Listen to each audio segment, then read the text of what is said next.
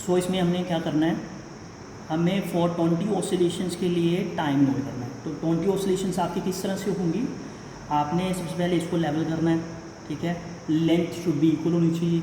उसके बाद जब लेवल होगा तो इसको आपने रोकना है, एक स्टिल पोजीशंस पे लाना है। उसके बाद आप क्या करेंगे, हल्का सा इसको पुश देंगे, ऑसिलेशंस होनी चाहिए, हल्का सा इसको आप पुश देंगे इस तरह से। फिर आपने 20 ऑसिलेशंस के लिए टाइम नोट करना है, ठीक है। तो अब देखिए हम किस तरह से इसमें ऑसिलेशंस के लिए हम टाइम नोट करेंगे फॉर 20 ऑसिलेशंस के लिए। तो ये मेरे पास स्टॉप वॉच है, इसको आप अपने हैंड्स में रखेंगे। उसके बाद आपने 20 ऑसिलेशंस के लिए टाइम नोट करना है। किस तरह से करेंगे, जैसे ही यहाँ पहुँचेगा, इस पोजीशन से पहुँचेगा तो हम स्टॉप वॉच को ऑन कर देंगे। फिर हम 20 ऑसिलेशंस काउंट करेंगे और टाइम नोट करेंगे। तो देखिए आप किस तरह से करते हैं। हम जैसे ही इस पोजीशन पे पीछे पहुँचेगा तो हम स्टार्ट कर देंगे। 1 2 3 4 5 6 7 8 9 10 11 12 13 14 15 16 17 18 19 20। तो हमारा 20 ऑसिलेशंस के लिए जो टाइम आया है दैट इज़ 26 सेकेंड। इस प्रोसेस को आपने 3 टाइम्स आपने रिपीट करना है इसको, so that we have to eliminate errors, ठीक है। तो इसी एक्सपेरिमेंट को आपने 3 टाइम रिपीट करना है, फिर से आपने करना है। तो फिर से आपने 20 ऑसिलेशंस के लिए टाइम नोट करना है।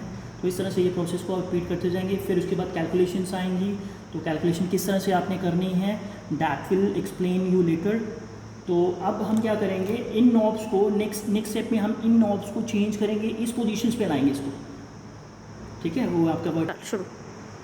अगेन हम नेक्स्ट स्टेप में हम एक्सपेरिमेंट में सेटअप को चेंज करा है। पहले हमने इसका वर्टिकल पोजीशन था, अब हॉरिजॉन्टल पोजीशंस है।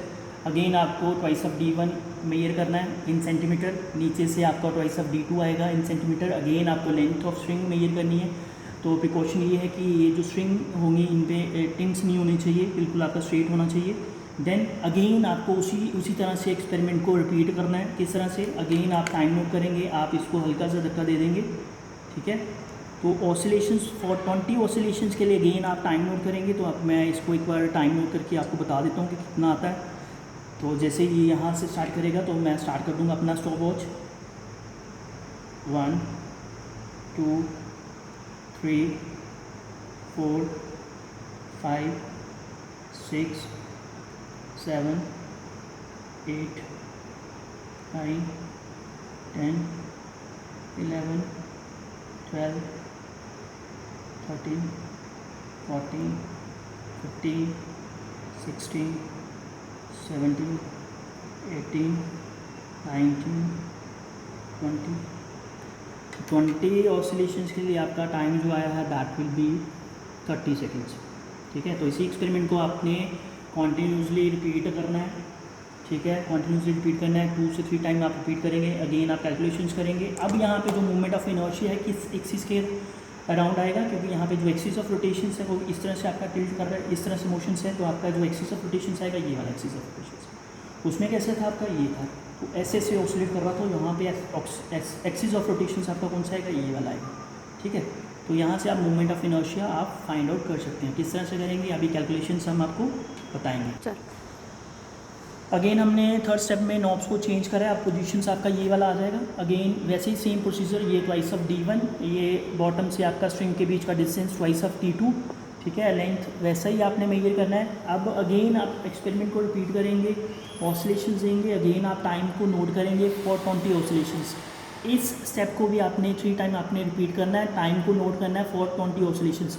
भाई यहाँ से जो मूवमेंट ऑफ इनर्शिया निकल के आएगा दैट इज़ I2। और जब हमने इसको इस पोजीशंस पे हमने कैलकुलेशंस करी, इसके लिए जो मूवमेंट ऑफ इनर्शिया निकलेगा that is I1।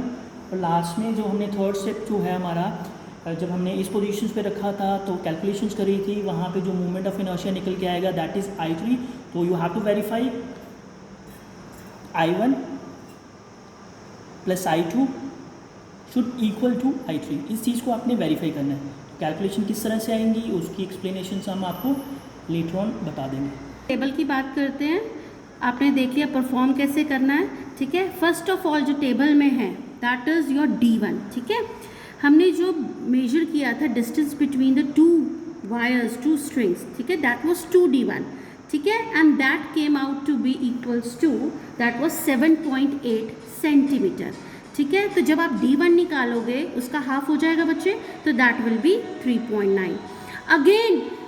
Again D2 will be equals to 3.9 because जो आपके पास 2D2 आया था दैट वाज 7.8 सेंटीमीटर, ठीक है, when we have taken at the bottom of the strings, right, ठीक है। उसके बाद बच्चे हम निकालेंगे D, that will be D1 plus D2 upon 2, that will be in centimetre. Centimetre को आप उसके बाद चेंज करेंगे मीटर में, ठीक है। फिर हमने लेंथ निकाली बच्चे, दैट वाज 36 सेंटीमीटर। जो हमने एक्सपेरिमेंट किया उसमें जो लेंथ हमने फाइंड आउट की वो 36 सेंटीमीटर आई। उसके बाद उसको भी हमने मीटर में चेंज कर लिया, ठीक बच्चा।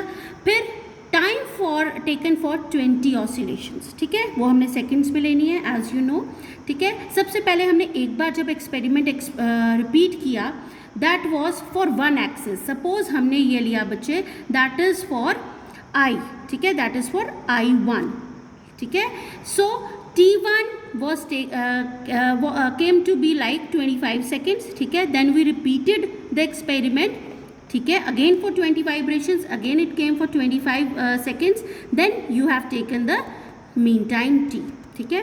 Then time period we have to calculate, ठीक है। टाइम पीरियड आपको पता है that will be the ratio of the time taken for 20 oscillations, जितना टाइम आया और उसको 20 से हम डिवाइड करते हैं, ठीक है। जो आपके पास वैल्यू आई दैट इज़ 1.25, ठीक है। उसके बाद हमने T स्क्वायर कर लिया, ठीक।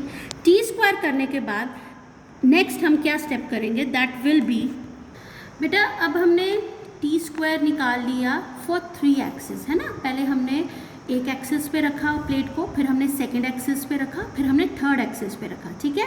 उसकी हेल्प से हमने निकाला T स्क्वायर, द टाइम, ठीक है, द टाइम पीरियड, राइट। अब हमने निकाला है मोमेंट ऑफ इनर्शिया, ठीक है, इन्हीं 3 एक्सिस को लेके 1 बाय 1। एक को आप I1 नाम दे दोगे, एक को आप I2 नाम दे दोगे और थर्ड को आप I3 नाम दे दोगे, ठीक है बच्चा। अब for the moment of inertia the formula is mg upon 4 square T square D square upon L। अब m क्या है, m is the mass of the metal plate, and mass of the metal plate की जो value है that is 1.887 kg, जो हमने वे करके निकाली है, ठीक है। उसके बाद g आपको पता है it is 9.8 metre per second square.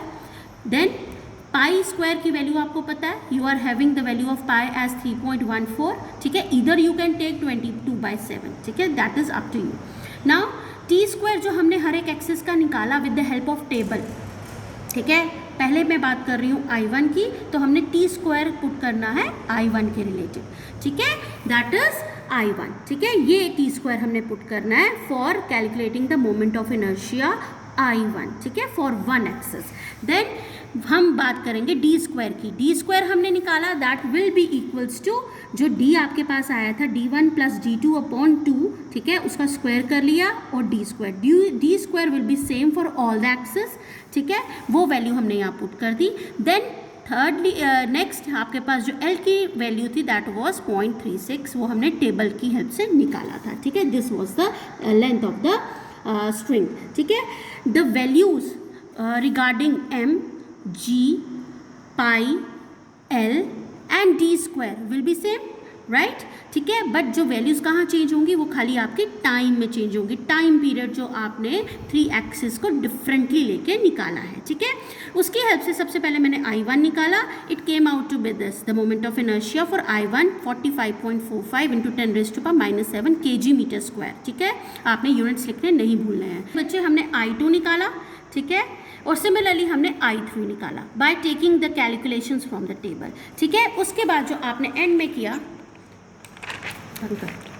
क्या, सिमिलरली बच्चे आपने I2 निकाला उसकी जो आपके moment of inertia I that came out to be 20.08 into 10⁻⁷ और I3 की जो मोमेंट ऑफ इनर्शिया की value I that is 60.553 into 10⁻⁷. ठीक है, but the thing we have to calculate is what कि जो मोमेंट ऑफ इनर्शिया एक axis का होता है वो किसके बराबर होता है, वो sum of the other axis, right, sum of the moment of inertia of other axis. तो हमारे पास दो एक्सिस को हमने प्लस कर लिया, that has to be equal to the third axis. तो जब हमने कैलकुलेशन की we verified that the moment of inertia, ठीक है, of one axis is equal to the sum of moment of inertia along other two axes. ठीक है बच्चे, so you will repeat this experiment in your way.